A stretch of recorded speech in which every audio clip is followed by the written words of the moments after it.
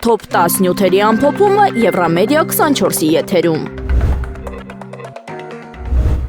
Ռուսաստանի Դաշնության դեսպանությունը շնորհավորել է Հայաստանի ժողովրդին Հանրապետության օրվա առթիվ։ Դիվանագիտական առաքելության տարածած հաղորդագրությունում հայ ժողովրդին մաղթվել է բարեկեցություն, բարգավաճում եւ խաղաղություն։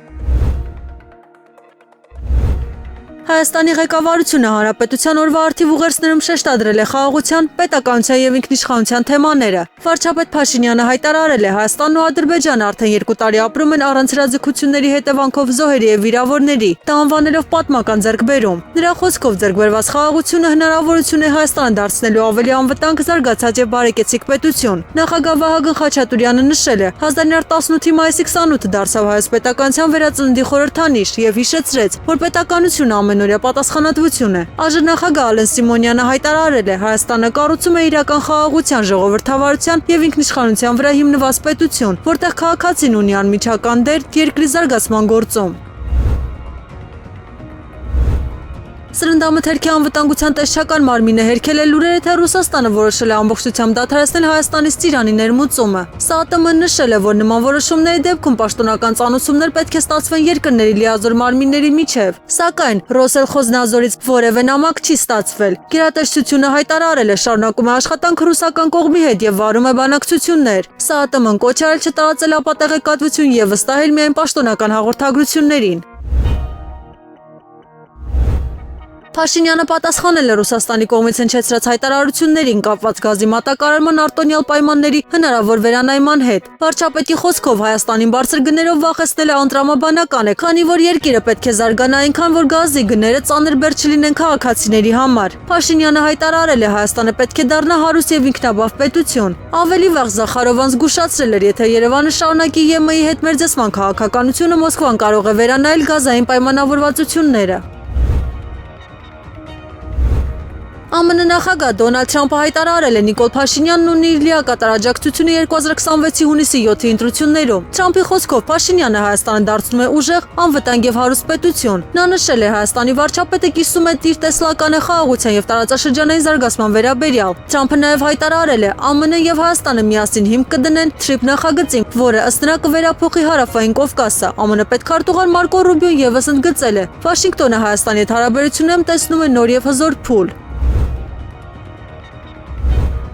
Փաշինյանը հայտարարել է Հայաստանը չի պատրաստվում դուրս գալ Եվրասիական տնտեսական միությունից։ Նրա խոսքով ինքը ԵԱՏՄ երկու բարձրագույն կառավարման մարմինների անդամ է եւ պատրաստում է օգտագործել այդ լծակները Հայաստանի շահերը պաշտպանելու համար։ Փաշինյանը քննադատել է այն հայտարարությունները, որոնք ըստ նրա փորում են ԵԱՏՄ-ի գերեզմանը։ Նա նաեւ անդրադարձել է Ալեքսանդր Լուկաշենկոյի հայտարարություններին եւ նշել, որ Հայաստանը այլևս չի մնալու մի գազային խողովակի հույսին։ Վարչապետը հայտարարել է Հայաստանը պետք է ունենա բազմավեկտոր արտաքին քաղաքականություն։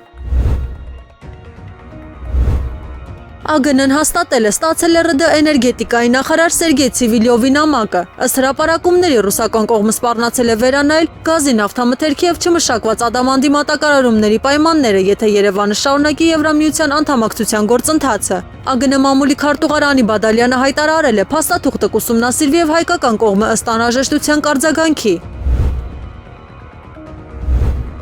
ՌԴ ԱԴՑ սահմանապահ ծառայությունից հայտարարել են Ռուսաստանը շարունակում է համակողմանի աջակցություն ցուցաբերել Հայաստանի սահմանային կառույցների ձևավորման գործում։ Վլադիմիր Կուլիշովի խոսքով Հայաստանը Թուրքիայի եւ Իրանի սահմանների որոշ հատվածներ արդեն վերցնում է սեփական պաշտպանության տակ։ Նա նշել է, այդ գործընթացը տեղի ունեմ ռուս սահմանապահ մարմինների հետ ծերտ համագործակցությամբ։ ԱԴՑ-ն ընդգծել է հայ-ռուսական սահմանային համագործակցությունը շարունակում է նույնիսկ քաղաքական լարվածության պայմաններում։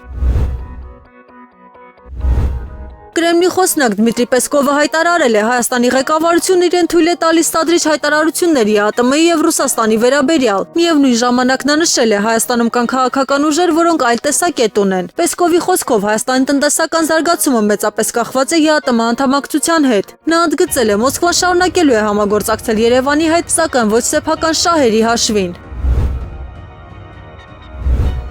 ՌԴ փոխվարչապետ Ալեքսեյ Օվերչուկը հայտարարել է, Աստանայում կայանալիք ԵԱՏՄ գագաթնաժողովում Հայաստանի նկատմամբ սահմանափակող միջոցներ չեն քննարկվելու։ Նրա խոսքով Հայաստանը լավ հասկանում է ԵԱՏՄ անդամակցության բոլոր առավելությունները եւ չի պատրաստվում դուրս գալ միությունից։ Օվերչուկը նշել է, ԵՄ-ին անդամակցության գաղափարը նորանորոշություն է ստեղծում ներդրողների համար։ Նա հիշեցրել է, ԵԱՏՄ շրջանակներում գործում են զրոյական մաքսատուրքեր, ներդաշնակեցված ստանդարտներ եւ ապրանքների ազատ տեղաշարժ։ Ռուսաստանի փոխվարչապետը նաեւ ընդգծել է, ԵՄ-ի եւ ԵԱՏՄ-ի հետ միաժամանակյա ինտեգրացիան անհամատեղելի է։